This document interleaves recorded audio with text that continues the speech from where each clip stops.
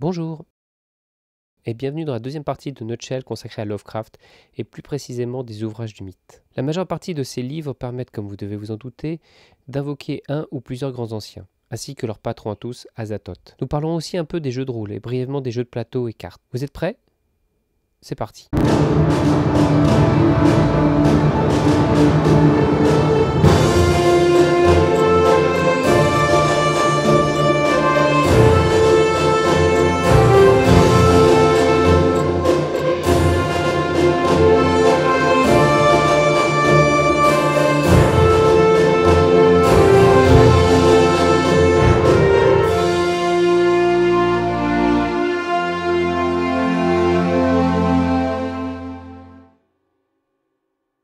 Côté ouvrage célèbre et interdit, c'est le Necronomicon qui sort en premier quand on pense au mythe. Je vous arrête tout de suite. Ce livre, écrit par Abdul Osreed, avant d'être dévoré par des êtres invisibles en plein jour sur une place de village, n'a jamais réellement existé. C'est une invention de l'auteur. Ne vous faites donc pas refourguer, assimiler chez un vieil antiquaire. En plus, même s'il était vrai, vous deviendrez fou en le lisant. Et puis aussi d'avoir dépensé autant pour info. Une des versions commercialisées est celle du Necronomicon Simon. Je vous conseille d'ailleurs, si vous aimez les beaux ouvrages ou si vous êtes rôliste, l'édition chez Brajlon du Necronomicon. Le nom d'Abdul Osreed serait d'ailleurs un pseudonyme utilisé par Lovecraft depuis ses 5 ans après qu'il ait lu Les Mille et Une Nuits. C'est un jeu de mots avec Osreed, tout a été lu. Lovecraft a aussi dans ses romans et nouvelles parlé d'autres ouvrages, comme les Manuscripta Gothiques, dont un exemplaire est disponible suite à l'incident à Dunwich. Le bibliothécaire Henry Hermitage le conserve sur sa liste rouge de livres d'emprunt. D'après les dires, le contenu du livre entier, les fragments pnacotiques, et donc pas juste les manuscrits, serait potentiellement plus important que le Necronomicon lui-même. Il apparaît dans la nouvelle Polaris de 1918. Dedans, il fait mention de la grande race de Yith, mais rien ne prouve que les manuscrits pnacotiques ont été écrits par eux. On parle aussi de Cthugha, la flamme vivante, Afumza, le seigneur la flamme froide, Rantegot, la terreur des hominidés, Rislekot, le ver blanc, l'Egnopec, la grande race de Yith, Tsathoga, Azathoth et de son retour. Ensuite, chronologiquement, d'autres ouvrages sont cités s'inscrivant parfaitement dans la mythologie mais non écrits par Lovecraft. Unus Presliten Culten, inventé en 1931 par l'écrivain Robert E. Howard, est cité dans 4 histoires de Lovecraft. L'auteur se nomme Friedrich Wilhelm von Junst, 1795-1840. Il existe une copie du livre à l'université Miskatonic. Dans ce livre, c'est Shub-Niggurath et le culte de Tsathoga qui sont à l'honneur. Il apparaît 2 fois dans les écrits d'Howard, Les Enfants de la Nuit et La Pierre Noire. Le Liber Ivonis, ou livre d'Eibon, a été créé par Clark Ashton Smith en 1933 dans sa nouvelle Ubosata et a été repris par Lovecraft dans 3 nouvelles. Ce livre, plus ancien que le Necronomicon, a été rédigé par le sorcier Eibon, fils de Milab et apprenti de Zilak. Il était disciple du dieu Crapaud, Tsathoga, et ouvrit même un portail entre la Terre et Sikranosh, Saturne. Le livre parle d'invocations dont celle de Cthulhu, Azathoth, Rim-Shrekov, mais aussi d'invulnérabilité, d'évitation, etc. Mais le plus intéressant est qu'il parle de Gadamon, un grand ancien encore à l'état larvaire, élevé par les Migos. Les Migos, c'est des créatures avec un corps de crustacés et une paire d'ailes leur permettant d'aller dans l'espace. Leur maison étant sur Yugoth, Pluton. En 1935, 2 livres sont inventés par Robert Bloch. Le culte des ghouls, écrit par un aristocrate français du XVIIIe siècle, François-Honoré Balfour, comte d'Erlette, jeu de mots avec Auguste d'Erlette, l'écrivain. Quand on parle en France d'une grande quantité de squelettes, pense aux catacombes de Paris. Enfin, les carrières de Paris, le mot catacombe faisant partie du lexique touristique. A noter qu'il a aussi fait mention du culte voué aux dieux carnivores, les loups-garous ici liés à Shub-Niggurath et Nyotak. Le culte des ghouls apparaît en 1935 avec The Suicide in the Study. De Vermis Mystery, ou les mystères du ver, vient de la nouvelle Le Tueur stellaire. Ce livre de plus de 700 pages découpé en 16 chapitres aurait été écrit en prison par un alchimiste flamand du nom de Ludwig Prim en attendant son exécution.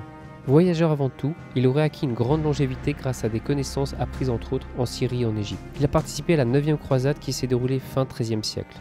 Capturé par l'Inquisition, il arrivera tout de même à donner les écrits qu'il a réalisés en prison afin qu'ils soient imprimés en Cologne l'année suivante par Eucarius Servicornus. Le livre contient des histoires sur Irim, la cité des piliers, le culte de Nefrenka et les avatars de Nyarlathotep, ainsi que ceux de Mordigon et Cthulhu. On parle aussi du culte des ghouls et de l'explication pour réaliser un pnacotique pentacle. Sans oublier une petite formule d'invocation d'un enfant de Shub-Niggurath. Les révélations de Glaaki sont apparues en 1964 dans la nouvelle The Inhabitant of the Lake de Ramsay Campbell. Tout d'abord, qui est Glaaki? Cet être vit dans un lac de la vallée de la Séverne en Angleterre. Son corps ovale est couvert comme un porc-épic d'épines qu'il utilise pour perforer la personne qui a été attirée par lui dans les rêves que le malheureux a fait. La victime devient alors un esclave de son culte des morts vivants. Au centre de son corps se trouve une bouche énorme surmontée de 3 yeux pédonculés. Visiblement, ce Glaki avait pas mal de choses à dire puisque à ce jour on recense une douzaine de volumes. Les 3 derniers ayant été rédigés par une personne hantée dans ses rêves. Le culte des morts vivants qui ont rédigé les 9 premiers ont mystérieusement disparu en 1870. Dans ces 12 volumes, on ne parle pas de Cthulhu mais de Nyarlathotep, Eroth, Iglonak, Daolot et bien sûr de Glaki. Et pour finir, les fragments de Garn. Une des nouvelles, Le rempart de béton et In the Vault Beneath de Brian Lumley. C'est un livre, du moins une partie d'un grand livre, parlant d'une cité perdue, la cité de Garn, située dans le nord de l'Afrique. Elle serait habitée par des créatures ayant l'apparence de pieuvres et se nommant les Chtonians, répondant aux ordres de Shud-Mehel. Le professeur Winthrop les trouva lors d'une expédition en Afrique en 1934. C'est Sir Emery Wendy Smith qui voulut en faire la traduction. Il découvrira une chose extraordinaire avec ce livre, c'est le fait que l'analyse des cartes des cieux présents dans l'ouvrage remonte du Pléistocène jusqu'à 10 000 ans. Un livre donc porté sur l'astronomie, car après tout, les grands anciens viennent de là-haut.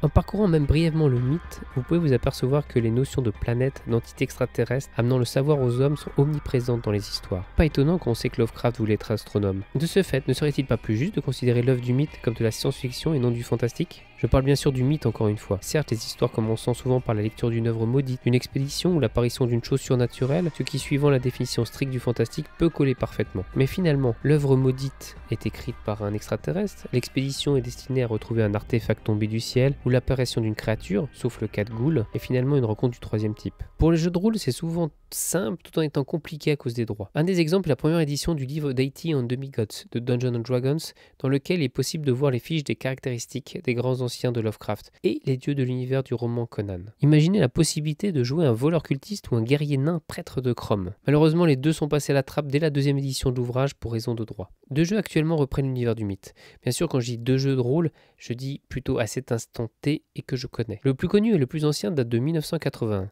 C'est celui de Sandy Peterson nommé L'Appel de Cthulhu. Le jeu de rôle se distinguait des autres jeux, et surtout du cadre de l'époque D&D, par son ambiance épouvante en quête et une gestion des points de santé mentale. Les personnages ont généralement une courte vie saine ou physique, et l'action se situe début 1900. Chaosium est l'éditeur américain, et en France c'était Jeux des cartes qui s'occupait des traductions et diffusions avant d'être pris par Sans Détour en 2005. 7 éditions plus tard, le jeu reste toujours une référence, et la gestion des personnages par le meneur de jeu est un peu moins, disons, cauchemardesque pour les joueurs. Vous pouvez, si vous désirez, le jouer à l'époque que vous voulez, et suivant 3 modes. Le premier reprend l'idée de beaucoup de romans, c'est-à-dire que les personnages sont des témoins impuissants devant l'horreur qui se déroule devant eux. Le deuxième est celui de l'investigation, au bord voire carrément dans le fantastique et l'horreur. Et enfin un troisième mode plus débridé version pulp, film d'action dans lequel les héros et héroïnes ne contractent pas forcément des traumatismes à chaque zombie ou horreur rencontrée. L'autre jeu de rôle se nomme Cthulhu et est édité par 7ème Cercle et repose sur un système de D6. Cette version est plus narrative que la précédente au niveau du système de règles et se passe dans les années 30. Les investigateurs ont d'ailleurs la chance de ne pas pouvoir passer à côté des éventuels indices laissés par le meneur afin d'être sûr de pouvoir résoudre leur enquête. 2 modes de jeu sont proposés. Un mode pulp, et donc plus orienté action, dans lequel les héros peuvent se permettre d'être impétueux, et un autre plus enquête horrifique. La gamme de Sans Détour est sans conteste la plus fournie, mais les 2 jeux de rôle sont aussi plaisants à jouer. De toute façon,